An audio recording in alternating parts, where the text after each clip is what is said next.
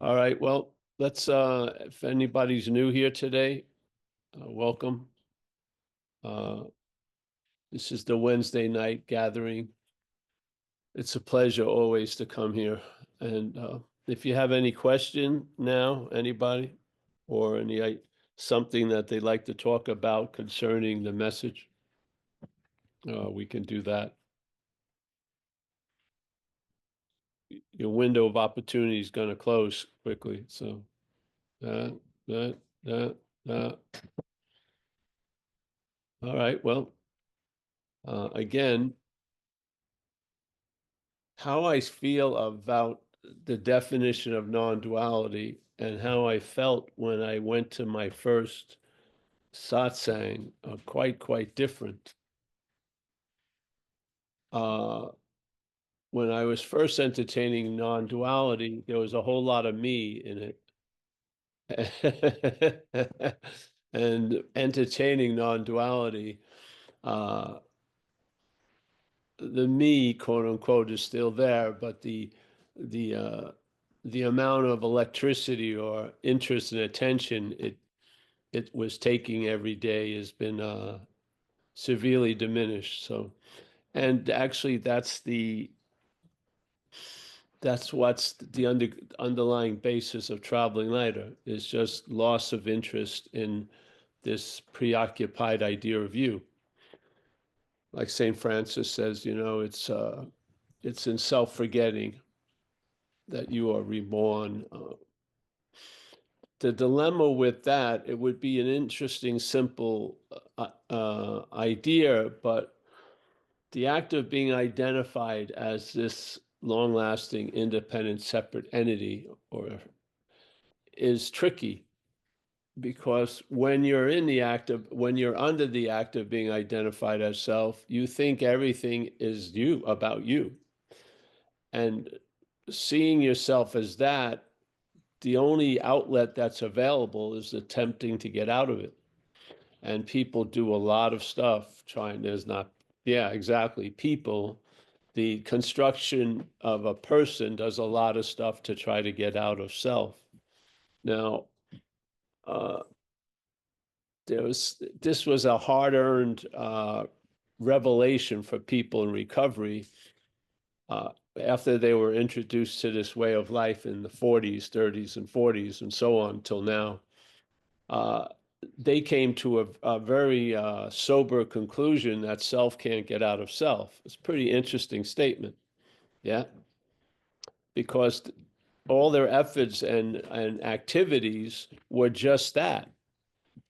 They were thinking they were trying to get into something like a spiritual condition, but they were trying to get out of self as self, which is the defeat that's already in place.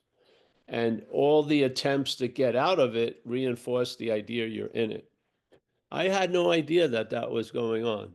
Yeah, I didn't. I thought when they described this idea of the first thing that you have to be convinced of, which is a pretty big statement in recovery, you would think is it would be about drinking, but it wasn't. It was about playing God. Yeah. So they said first you have to quit playing God. It doesn't work. Okay, that seems pretty straightforward. The assumption here was that I was the one playing God. Yeah, seemed like it. I had heard, didn't had never heard any other idea. It just seemed to fit perfectly. So here I was, just getting sober. I had found refuge, and I had a couple of months of sobriety, and there was some momentum going. And there's this statement. First, you got to quit playing God. It doesn't work. Wow. So my assumptions came from these misunderstandings that I had no idea that they were misunderstandings. Yeah. So, uh, so it was very deflating because if I was playing God, it sure seemed like I couldn't stop playing God. It was sort of weird. Yeah. You would think if I was turning something on, I would be able to turn it off, but there was the off switch wasn't available. So I felt like it's going to be another frustrating failure. Yeah. And how am I? And then the double whammo was if I'm playing God and I try to stop playing God, that would be playing God. Yes. How am I going to get out of this? It's impossible because every move I make could be seen as playing God, and even my desire to stop playing God would be playing God ad infinitum. Yeah, this is beautiful in a way. Yeah, so I went to an AA meeting today, a live meeting. I don't usually share anymore when I go, but they did page 64.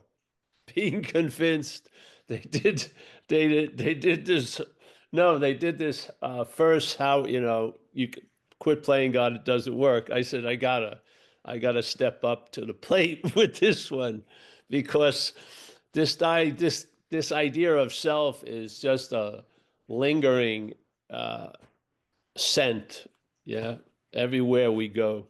And of course it wasn't. I'm usually greeted at this AA meeting I've gone to for years as they don't understand at anything that I say, but it makes sense at the end. Yeah, so I just I'm just trying to learn like a sign language that maybe I could get it across, like, something like this. I don't know, sign language to get it across, but it just doesn't work. But the sense of it does, yeah? Yeah, because the thing is, knowing it or not, when you're hearing something, how you're hearing has already been determined. You're hearing everything as a thing. Even when you hear that you're not a thing, you hear it as a thing. Yeah. The hearing in it isn't a thing, but you hear it as a thing. So you are pictured as the hearer. Without knowing this is going to uh, undermine whatever movement you'd like to go to the sunlight or the spirit or something like that. Yes, because you're not moving away from the clouds, you're moving away as a cloud. Yeah.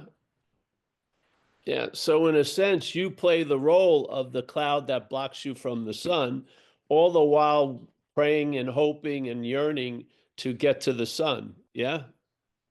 Yeah. This I had no idea of, had none whatsoever. And I wasn't getting any ideas from other people that much. Yeah. So then the wild thing was I had been beaten so severely by being ridden by addiction. It's a rough ride for some of us. I would say every one of us. But I was really whipped and beaten badly. And the master in that uh, addiction was cocaine. And she is a nasty fucker. She gives you very little and she takes a whole lot. Yeah. And she's incredibly jealous and a lot of things. And you could wish with all the earnestness or you could wish that you could stop. Yeah.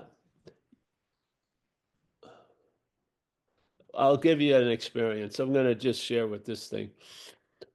One day out of a lot of days of basically living on a bottom and those things you see on a pond, they almost have like platoons and they move, they skitter around the surface. Yeah.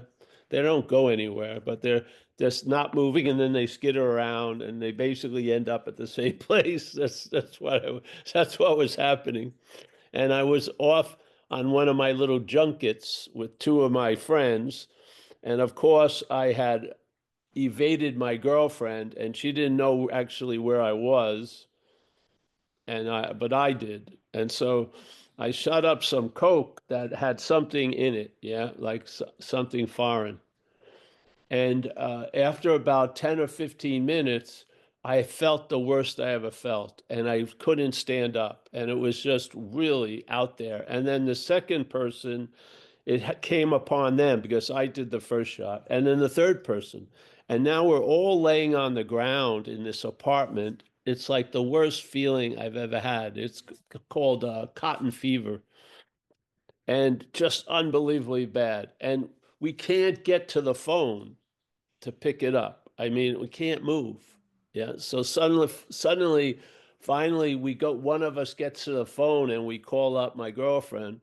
And basically, there, and my girlfriend comes and gets the superintendent to open the door because we couldn't get to the door. I mean, we were just unbelievable. And I get into her. At that point we could get up, but I was totally demoralized. And I got in the little bug, the Volkswagen bug she had, and I threw my needles out the window, and I vowed, never, ever, ever am I going to do this again. Go to the little studio apartment we shared. Uh, couldn't sleep. I read Nicholas Nickleby by Charles Dickens. I read it 1,200 pages. I couldn't sleep. I was watching weird movies for 3 days, and I was bereft of any feeling. I was totally flatlined but alive. Cocaine has taken any ability to feel or emote or sympathize or nothing. I was just flatlined. Yeah. So 3 straight days with this incredible conviction I'm never going to do it again. Just got broken down because I felt so fucking shitty without it. I don't even feel, I would have liked to feel shitty. I felt like blah, like I totally flatlined. It was unbelievable. And so I crawled back and did it again. Yes, on, and reintroduced this little thing. So that thing rode me for quite a while. And if you don't die from that riding, you may have some revelations, because I would pit what you can learn in a 10-day cocaine retreat with all the spiritual retreats. Yeah. I mean, if you can, you will actually truly see the emperor like WWE wrestling with all these fake moves, and you're just be getting thrown like a rag doll. Yes, it was insane. Insane. So, so I got this started happening. I heard this message way down the trail, and one of the first things that really worth earth shattering was the the speed of the mental claiming what's happening and using what's happening to reinforce what it was saying was happening. Yeah. Because it's saying what's happening ain't happening, literally. Yeah. It's a narrative, it's an interpretation. It's not the event itself. The event of living is not being produced by self. The interpretation of it is being produced by the head. Yes. And so I saw this movement uh, claiming. Yeah. So you would do something, and then something would be, it was almost as if, like, my dog Lola is very jealous. Yeah. So yeah, she just woke up when I said that. She's now looking alertly. And there's a family that has two dogs in the back. We have a big yard. And if I go wherever Lola is, if I go to that back fence and so I start talking to those dogs, she comes barreling in and gets it. And she's pretty fast. The head is faster than that. The head is faster than that. So there's something happens, and it has you branded already. Because once when you think when you start going over what happened, you already are that mental happening. Yeah, I do not see you ever beating it. Yeah, this futility is the goal. Yeah, futility is the goal. It's the success in this, in what you call spirituality. The success of spirituality is never getting to where you want to go because you haven't left where you are. That's the perfectness. Yeah. It's just a matter of how much time it's going to take, whatever. But I feel if you slip in the non-duality understanding, it can really help, like the Course in Miracles would say. If you're reading this book right now, one of its primary purposes for you is to save you time. Yeah, same thing. If you've heard this message, you've probably clocked in a lot of spiritual seeking, and you got all the evidence. If the right light is put on it, not your diverted, self-centered light, but like a neutralized or a panoramic light on it, it's going to reveal a whole lot. Yeah. And you don't have to chop down imaginary trees. Yeah. They don't even block the forest, actually. Yeah? You don't have to do, the things will fall on their own. The only thing that's been holding up these misunderstandings is us. Yeah. If you take that faith out of the misunderstanding, it collapses. And this is its value. Yeah, its value. So first I saw this thing claiming, and then I remember a book by Trungpa Rinpoche called "Cutting Through Spiritual Materialism," and he was a Tibetan teacher who was an alcoholic. Yeah, bad alcoholic, literally. But he wrote this incredible book, Cutting Through Spiritual Materialism. And I remember the first page, he says, before you get into this book, I just want to warn you of something. The ego, he used the word ego, the ego is going to take advantage of whatever it's introduced to. So you are now introducing the ego to this book, and it's going to become the reader of the book, which is going to neuter the message of the book. Yeah. So he put this before he even went into the talk. He gave the warning, and this is how I see it. The warning is more important than the book itself. Yes, because the book is going to bring out these misunderstandings. It's going to point things out, so it's going to something that you've gotten used to, like having a stone in your shoe you're gonna feel that stone in the shoe. Yeah. There's gonna be a discomfort, and then something is gonna be noticed, and there you go. So then that I saw this movement, and I felt, because it's trippy. If you look at someone practicing mindfulness, as long as the environment is controlled and everything, they're all right. But if something happens, like they look out the window and they thought they parked their truck in front of the house, and suddenly they don't see the truck, immediately someone stole it, and the whole thing, and the mindfulness didn't get before that. It never gets before that. Yeah, it's always after. It's always after. You can't, in time, you can't beat this. Yeah? Because you're not even conscious at the moment it's claimed. You're doing something. Like when you're in a zone of, let's say, surfing, what you're conscious of is very, very minute and there. Yeah? You're conscious of the movement of the water, how the wave is forming. Yes? This thing is sort of, we don't notice. Some people don't even notice the wave until it's ready to break. Yeah. So we're in time, we're in the after.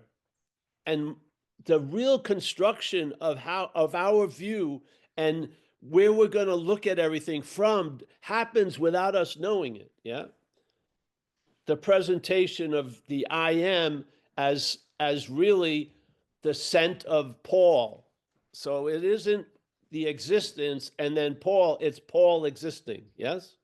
You see it? So we recognize something, but we've already been tattooed at that point. Yeah?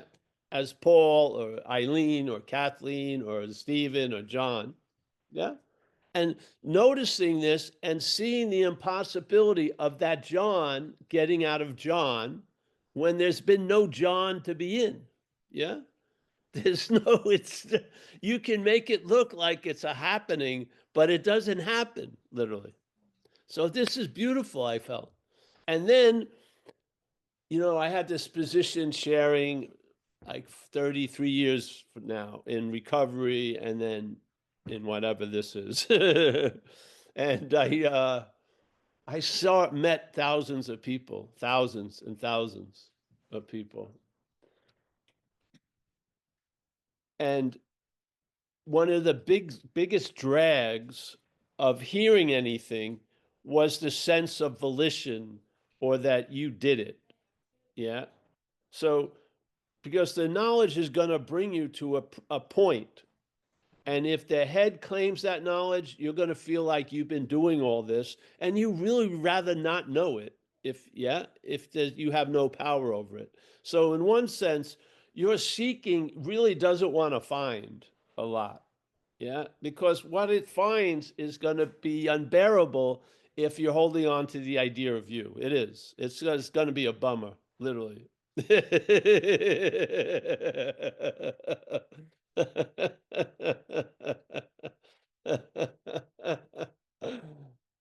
I can't believe they haven't figured out like a fashion for seeking. Yeah. They could have a fashion that the hipsters of seeking would know they were near another seeker by what they were wearing. There'd be a certain scent. I think if it hangs out long enough, it's going to happen, but it hasn't created. But so I would see this quite a lot. People had uh, a sense of emptiness before Paul or Jim or Mary showed up. Yeah. Huge sense, yes.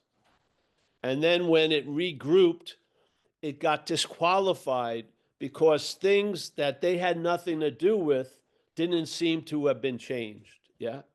I've seen this over and over and over again. People disqualify themselves. Yeah. Because there's a belief that they did all this stuff that was mechanical. Yeah. Yeah. That somehow you made a choice. Like the biggest thing with the Course in Miracles, and I am not a studier of the Course, and I'm definitely not, I'm just a person sharing. But the idea of this world, this dreaming, was a way to deal with the undealable guilt of separating from the Godhead. So that's basically the premise, yes? So the idea of us all as little selves were once a part of the huge self, and somehow we did something. We can't remember it, but we sure fucking did it. And it has put us in such a dilemma. We've made this world so that we can make people worse than us and feel a little better about ourselves. Yeah. And we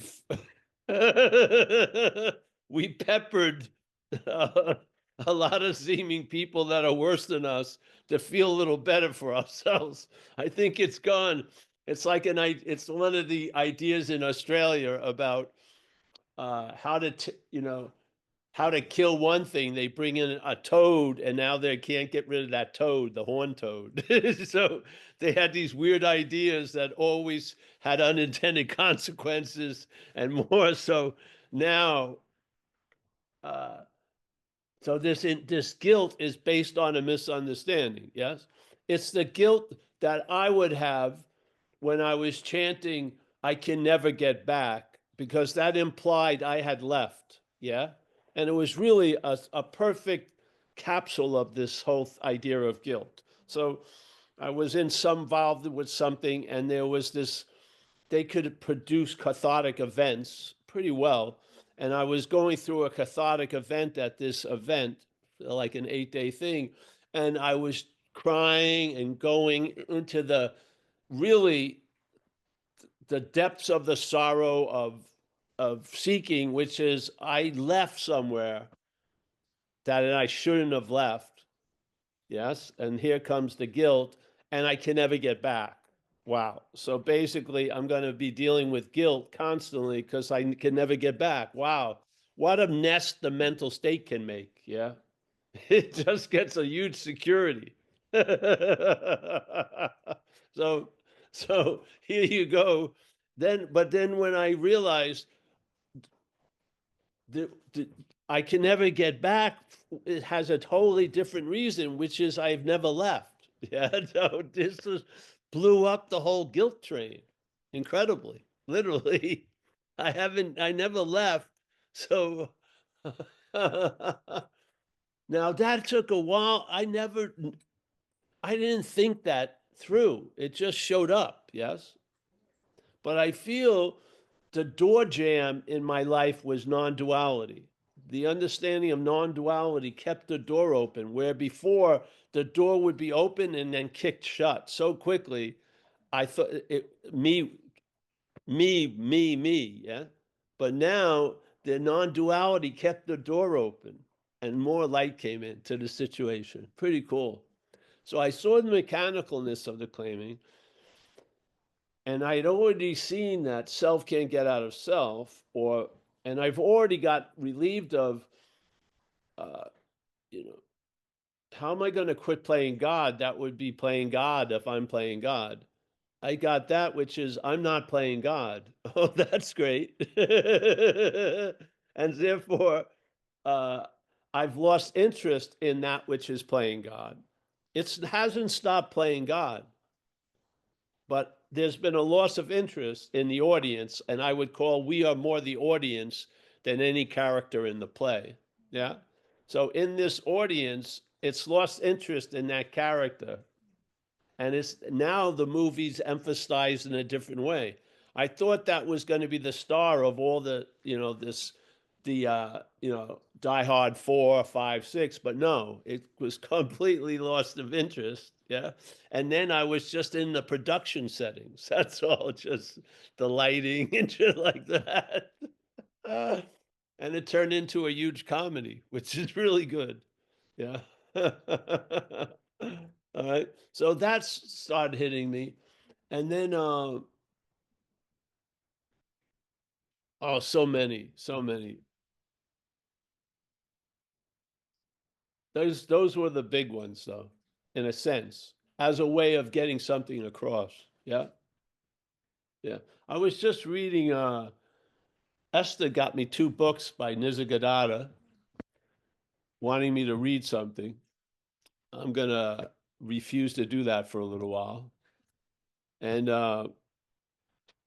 and the funny thing is, the guy's talking, he's there, and he's talking about all these people come all around the world to see him, but Nisargadatta says, my neighbors never come over. Yeah, that's sort of what it's like. He says the people down the hall don't fucking ever come up. You come all around the world to see me. These people see me all day, and they don't want to see me. What's going on? Yes. So, so this is, I really feel in the head how it was wired, and I don't think it's much different than other heads wiring. This logic really gained access to the inner workings. Yeah. It was the password that I couldn't figure out of how to break through the mental logic. This is non-duality.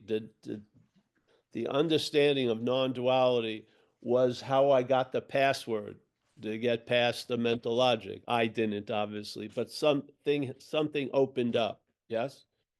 And now, no matter if it's open or closed, I know it's opened up. There's no, I don't have to work to get it open because it habitually closes. It closed. If I see it closed or open, it's always open. Yeah. Yeah. This is a different thing also. It's not the condition that we are is not based on my condition. Yeah. This is another thing I learned, but that happened a lot with the recovery because I had a situation. I spoke every week, and I had many, many Monday nights. And a lot of times I was in completely different conditions that you would not think would be conducive of letting a great spirit come through. But it really didn't matter because my condition was completely irrelevant to that condition. And this was beautiful because this is where I got the statement of the horse in front of the cart. Yeah.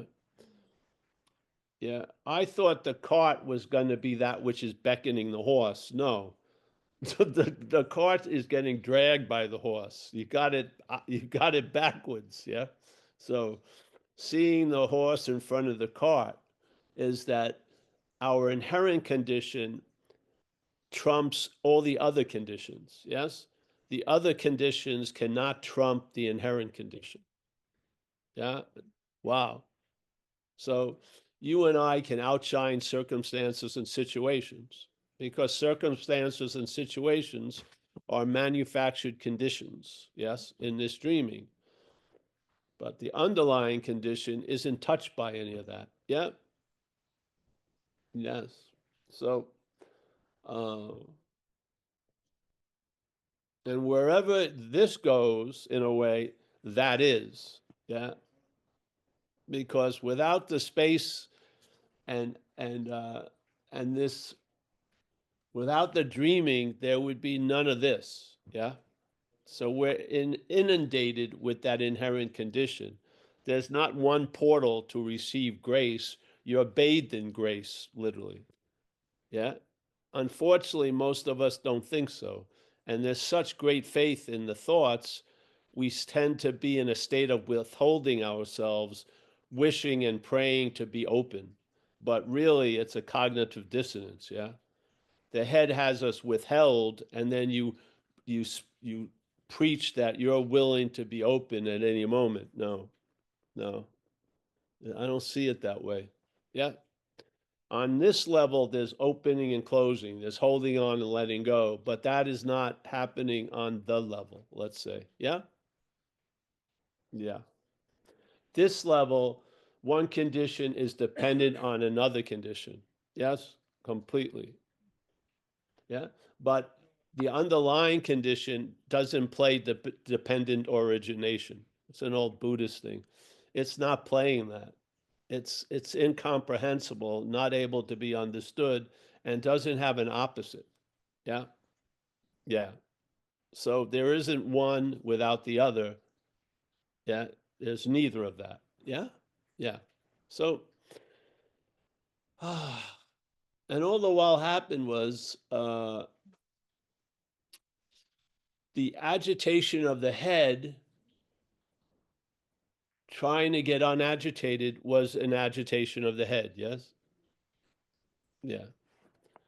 So the agitation got, it's sort of like the dog is shaking, but if you pet it, it'll calm down, yes? The dog can't calm down of its own, but something pets it and it calms down. This is like non-duality in a sense, yeah? So you recognize the nature of the head is chaotic and agitated, and you're recognizing that from a not agitated, chaotic point. Yes? And so you can't see what you are, but you get thousands of hints. Yeah? And truly, how it's almost like a boomerang in my sense. I see what I'm not, and in the seeing of what I'm not, I get a sense of what I am. Yeah? That's how it works in a way. I see what I'm not. And there are some beautiful statements that can uh, just, they're so efficient and so masterful. Uh, all you can sit with is awe, AWE, which is whatever can be perceived cannot be that which is perceiving. That's an incredible, a Zen sword swipe. Yes, it's unbelievable, literally. The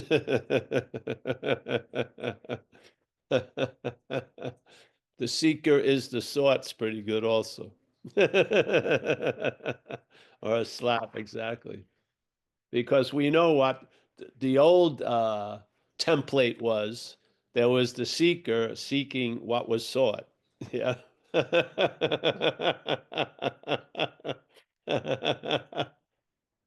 You were so busy seeking, you didn't realize there wasn't a seeker. So if there's a stop in the seeking, you'll see the emperor has no clothes. Yes. And then the thought, uh, obviously, the objects of seeking, of being sought, when seen as you are that, the soughtness will change, eh?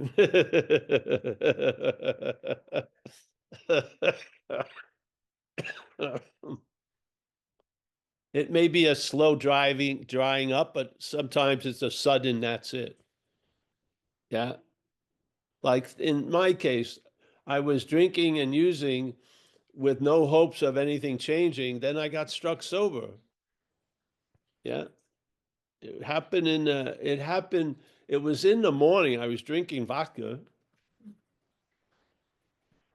I don't know what time in the morning. I just came out of a, a, a blackout. Didn't have my bearings. I didn't know who I was with or where I was with, but I saw I was at a hang gliding park, and I knew San Francisco did not have a hang gliding park.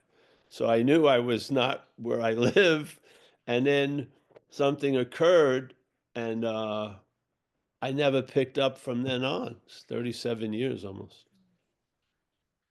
Now, in this place, that's a miracle. In this place, that is a miracle.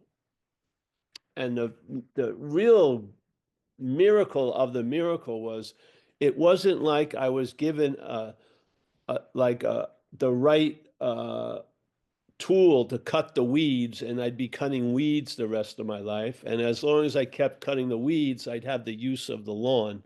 No, the weeds didn't grow anymore. I didn't have a strong feeling or a thought to get loaded. Yeah. That urge that was like a nuclear radioactive isotope had been removed. I never saw what put it in there, and I didn't see what took it out, but I sure have sensed what took it out over the years. Yeah, that was just mind-boggling because in my capacity of myopic viewing and understanding, I would think that any condition was going to demand a lot of effort and work to keep it going, but this didn't really. I needed a way of life. I did. Not, but that was the whole process of recovery. There was a lot of recovering to be done. I had hidden a lot of the jewels of life in different places. I needed to go on those little things to have it recovered. But the primary nexus of the dilemma had been removed. Wow, incredible. Now, in this case, non-duality, the solution has never been taken away. Yeah, it's sitting right where you are right now, with no requirement necessary. Maybe the requirement will be an understanding. Great. There is an understanding of non-duality. There's a lot of people presenting understandings of non-duality. Pick one that works, maybe. Yeah. But it's that easy because there's no building, there's no effort. Yeah. It's always here. We just haven't looked down sufficiently enough. Yes. So it doesn't, that's why, I feel sometimes when something is sensed and felt and comes in, it's like an avalanche. Yeah. And you know what? The avalanche doesn't get smart. The same yodel will trigger will keep triggering avalanches. You don't have to change up the yodeling. The yodeling, no, yeah, it doesn't have to be the master of great yodels. Any yodeling will trigger the avalanche. So you're just waiting and you hear something in non-duality and why do you think I repeat all this stuff? I'm repeating the avalanches while I'm here. Yeah, I am. So much happened to me when I heard you can't use the Buddha to seek the Buddha. Just blew my mind. Yes. Can't use Buddha to seek the Buddha. You can. Why do you think he said you can't use the Buddha to seek the Buddha? You can't use mind to seek mind. You can't use light to seek light because he knew the head will just try to squeeze through some other fucking crack. Yeah. So he gave three basic, caught it three times. Big M, mind, light, and Buddha. You can't use the Buddha to seek the Buddha. Yeah. Wow. There's the avalanche. There's infinite snow. You can yodel and avalanches will continue in the summer, fall. It has nothing to do with rain. It has nothing. It just boom, boom, boom. Why not? Yeah. I think some people need this top spun. Yeah. I think satsang does it. I think a lot of people, as people, can be okay, but some people need this top spun. They need something like this to trigger a, uh, like a zest or an aliveness. Yeah. Satsang's necessary for us. Yeah.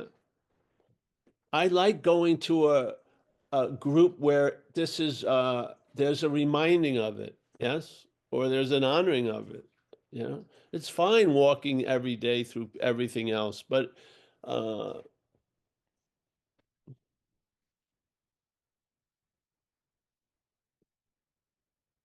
yeah. So here we are.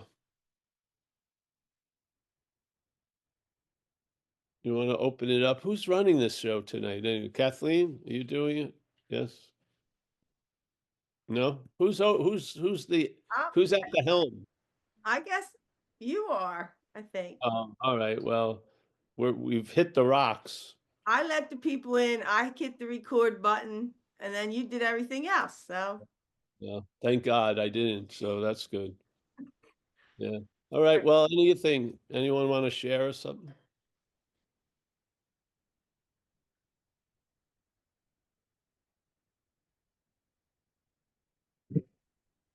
it looks like Floyd's going to say something, Paul. Lloyd, Hi, Paul. how you doing? Good, good. I'm on the beach. Oh, Uh, yeah, it's good. very nice. Where are you? I'm in Goa. Oh, Goa. Yeah, great.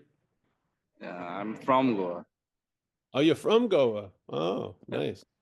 It's near my house. Ah, sweet. Yeah. I got to get to So, know Floyd better. uh, That's good. That's nice, man. I never got to Goa. I just when I was at Tiruvannamalai, it wasn't that far from there. yeah, Yeah. it's still I, far. Yeah. I was at the Great Ocean in Tiruvannamalai.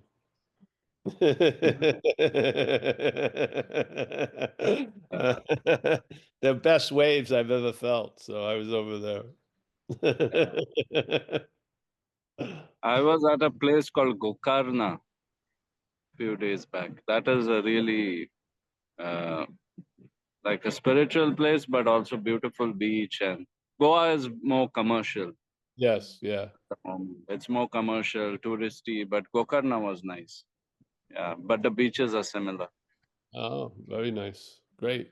So, well, what's up, my friend? Yeah. So this whole thing, Floyd, though, while you're asking this, Floyd, when you're going to share, just gaze at the water right now while you're asking. You can okay. do two things, yeah.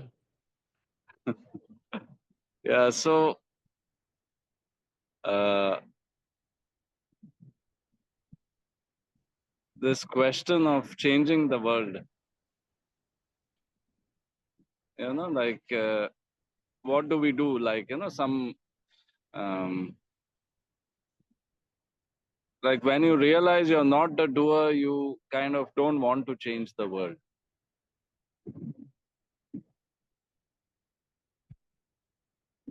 Yes. So do you what? How does one deal with that? Because somewhere you feel things are going down the drain. The world is whatever. Some people complain about different things, and then you feel okay, things are not the same, things need to change. Mm, Well, you and I don't really feel that because we're not doing anything to change it. But are we? We may be. Yes. Yeah. I like to keep it. This is one thing when we've been doing the Zoom. I remember someone got in touch with me, and one of the things they really appreciated it because it started with the pandemic. There was never any talk of COVID the whole time. In this, for a couple of years, he sort of gauged it of all the satsangs. And a thing we believe in recovery is keep, if you have opinions about outside things, great, but it doesn't represent, let's say, recovery, so to speak. Yeah. Because they noticed that when they were involved with this group called the Oxford Group before AA, and the Oxford Group was really a lot of people to turn the century, hundreds of thousands, and it's like no one even knows that it was there. It was thriving, and then they got into the business of politics, and they just went kaput. So the people that started AA decided not we got to bypass that thing and not get engaged in the world. So it's none of our business in a way. Our business is about recovery. So, and you can read where Nisargadatta at times and Ramana Maharshi talked about people who said, well, why don't you do something for the world? Ramana, it was very cool in a way. Ramana would say these people who are sitting quietly are the greatest movers of the world. Yeah. Now, it doesn't sound, are they going to a protest or are they doing this or that? No.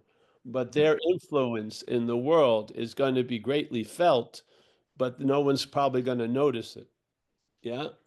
And the same thing, I guess I ran into that logic in recovery where people, when you're there, you meet other people that are not all there yet. And so people would have you in a place and they'd be telling you all their problems. Like, I got caught, I can't get a ride, the cars got taken, the kids are getting taken away, and they're completely screwed. And you say, you should go to a meeting.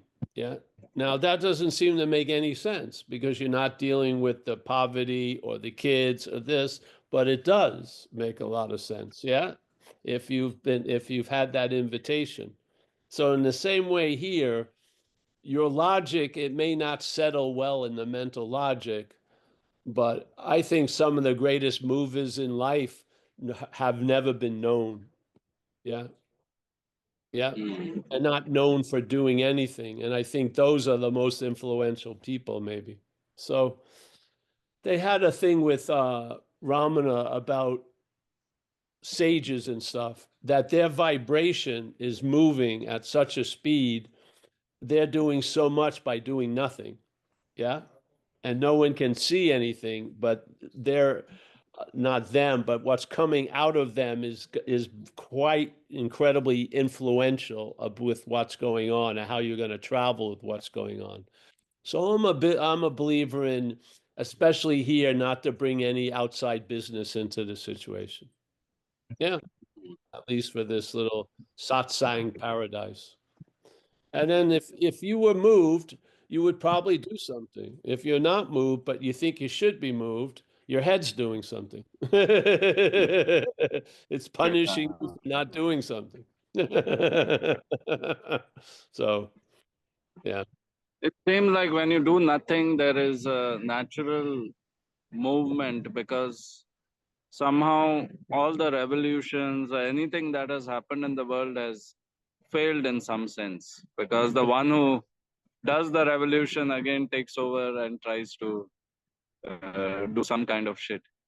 Well, that's true. So I believe that, yes. Well, you see it, there's rebellion, but rebellion is part of the system. There's nothing outside the system in the dreaming. There's nothing in the dreaming that's outside the dreaming. And it's a dualistic, it's like a call response. Yeah. So something happens and then there's a response. So like you feel uncomfortable you want to get out. And it goes, so it's a dualistic movement. This is like a two-step dance. So a vision sees it, a view tries to understand it. Self-centeredness is a view. And it's misunderstanding. It's never going to fucking admit. Yeah. Self will never admit it can't get out of self. It'll just keep changing vehicles and changing parties and changing this and changing that. And then the same old continues to roll out. Yeah. Yeah. So you recognize this, and maybe that ember of wanting to do something will be put to better use than being directed by your head. Yes? Yes. And like here, in our small way, Amelia's work is loving her kids. We're taking care of the freaking dog and cat. Mia's doing teaching foreigners to speak English. All this stuff. Yes. Yeah. Maybe a great movement in life would be all these little movements, you know. So, yeah. I'm worried about someone who wants to start a parade and then wants to be in the head of it. Yes, I'm concerned about that. So we're just doing our thing. I come here every week because obviously I'm called to come here. I don't go to a lot of other things because I'm not called to come there, probably. Yeah.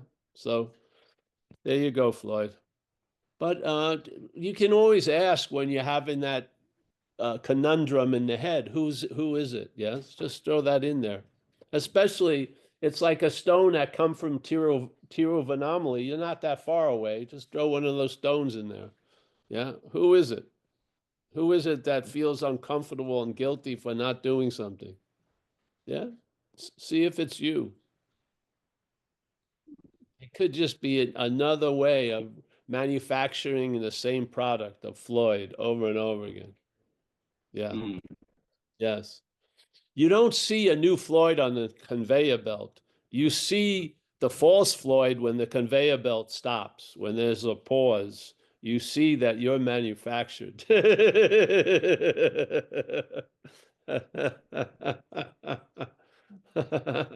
I think that's an eye opener, humbly. Yeah, I do. Yeah. So, all right, Floyd, thank you. You're a lifetime member. And you're getting moved closer to the inner circle now that I know your locale near Goa. All right. You'll be hearing from my tourist advisor. Miss Miss Miss Amelia. Yes. No. I'm happy I met you, Floyd. You were one serious dude when I met you, so you're smiling more. I'm thinking it must be a combination of satsang and the ocean. So I think you should work that combination. Yeah. All right. Thank you. Anyone else? Oh, No, Graham has his Graham. hand up. Graham. Graham, Graham, come on in. Graham. come on in. You're muted. You have to unmute mute. yourself, Graham. I know Graham a long time. Can't hear. You got to unmute. You have to unmute yourself. Okay, got it. There you Got go. it. Sorry about that. Yeah. Hey, Paul, Hey. I keep calling you from Tiruvannamalai. So I thought I'd better come in there and send the meeting some of that energy. Where are you? Yeah, right next to the mountain. Oh, you are now. Yeah. Oh, great. Right now. Yeah. Oh, Been fantastic. here about 3 weeks now. Wow. You left Spain and went to Tiruvannamalai. Nice. Yeah. Yeah, it's been fantastic. We were up in that cave a few days ago, the one that has the nuclear reactor built in. Yes. Nice, eh? Yeah, nice. Did you go up in the mountains and visit some of those crazy people up there? You're not allowed up to the top now. Oh, you're not? No. That that shouldn't stop you. No. When did a go no further stop us? No. Yes, that's right. Yeah, yeah. But anyway, great. Anyway, Ramana sends his greetings, says you're doing a great job with the message. Oh, I like, I would, that would be a wonderful message yeah, to absorb. Yeah. Fantastic, bro. Yeah, keep us abreast of the situation over there. You know, there's a friend of ours you can find, he's in the Ramana Maharshi uh, ashram. His name is John Walker. He's an Aussie guy. Okay. Yeah, he's about in his 40s, late early 50s, maybe. Yeah, just go there. He's been living there for months now. He's been there and then he had to go back and he's got a visa just to stay. So he's just say hello and tell him the long arm of Zen bitch slap and give him a little slap. Hey, maybe two. Yeah. Yeah. Okay. We'll see if we can find him. Yeah, it shouldn't be hard. John Walker, he's you know, Nazi there, and it would be really, I think it'd be nice for him too. The long arm of Zen bitch slap is Okay. Has take it reached away out. from him. Yeah. Well, good, man. Stay in touch. That's fantastic. Yeah. You Yeah. there. Good to see you. Yeah, thank you. I think we'll end with that. We'll end with the message from but I can't say it right now. Tiruvannamalai. Be still, eh? Yeah. Hmm. Now that's not hard because you are still. Yes, what you are is still. So R and B isn't difficult. Yeah. Exactly. It's like you're doing something and someone says to do that. All right. It seemed like that was the easiest thing. I didn't even notice I was doing it. Exactly. Being still. Uh, all right. Thank you, Graham. That's very Okay, nice. Paul. Very nice. I'm happy you're there. Yeah. We're here for another couple of weeks. Maybe I'll try to tune in next week as well. Oh, yeah. Yeah, for sure. We'll look forward to it. All right. Thank you, man. Thank you. Okay. All right, Kathleen. If there's not anyone else, we'll start going. Say Thank goodbye. you, Eh? Paul. It's beautiful. Thank you, Floyd, and thank you, Graham. And thank Yeah. you, everybody. All right, Kathleen. Thank you. And Kathleen, I'll let you know. I think it's April 17th is the weekend. We're going to be in Dover. And then the next weekend, it will be near Philadelphia. I'm gonna know where you are. I'm gonna track you down. Oh, yeah. I want to see Amelia. I know you put a chip in me. I know you did. That's right. Feel it right behind my ear. Yeah. Yeah. I remember I was in Joshua Tree and you came up. I could feel something inserted in there. A little prick. Just a little prick. prick. Yes. So here I am. All right. That's good. All right. David down under. Nice to always to see you, David. It's nice, David. You just yeah.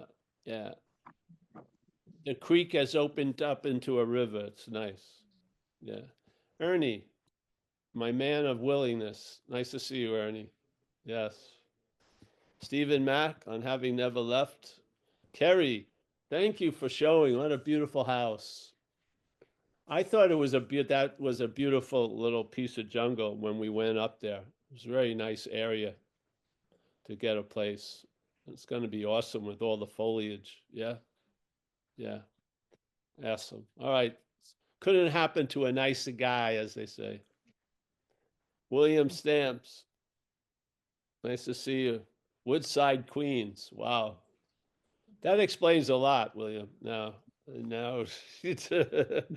once someone tells me they've lived in Long Island, it explains a whole lot of the trauma and the things. Kenneth, our man in Vancouver. Nice to see you, Kenneth. Alan Olson. You know what my ideal thing would be, Kenneth? Would be going on a road trip up to Victoria Island, Vancouver Island in June or something with Amelia. I was hoping maybe because I really liked it last time, taking those ferries. So Is there anyone I should contact in Vancouver Island? No, not yet. I'd have to Yeah. set something up, but I'll contact you. Okay, thanks, You Paul. have my number? Yeah, I have from the website. Yeah, send me your info so I have it, and I'll give you an idea because I Oh. like it up there. Okay, thanks, Paul. All right, you're welcome. Alan Olson, the man who never got it. Very nice. Yes. Marl, yes. Learning how to face life successfully. It's not as hard as you thought, eh? No. Annette, there she is. David Bitterman. Yeah, he's going to try to be with us when we're back east, yeah. I'm lining up. You're going to be working the Zen Bitch Slap Uber. You're going to be picking a lot of people up. You don't mind. I don't mind. I'll buy you a coffee. It'll be great. It's gonna be awesome. The door's still smashed in. Oh, is it? It may not be by the time we get out there. It may even be a different car. We don't know. But Well, we don't know. We may rent one too, so you don't have to do driving. So yeah, no, but we'll be out there in some form or another. we want to truck around a little bit too. So, all right, Yeah. we'll talk, though. We'll figure it out. Yeah. All right, Darshan. Nice to see you, Darshan. Yeah. You better be nice to see if with the word Darshan, considering that's what it means.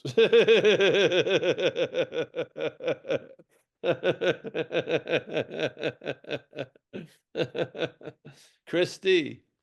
Yes, how are you, hon? All's well. Yes, good. Jack P. Nice to meet you, Jack. I think I've seen you before, yes? Yeah, good. Judy Love. Ah, she's in the dark tonight. But the light Happy is to be here. the love is illuminating you, honey. Yes. Thank you. Thank you. I don't know if I can get to the other page, but hey, thank you. We're here tomorrow.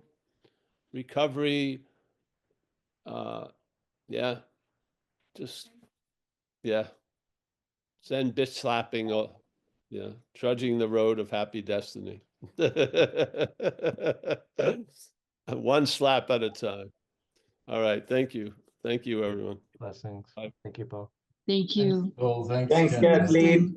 Thanks, everyone. Bye. Thank you. Thank you.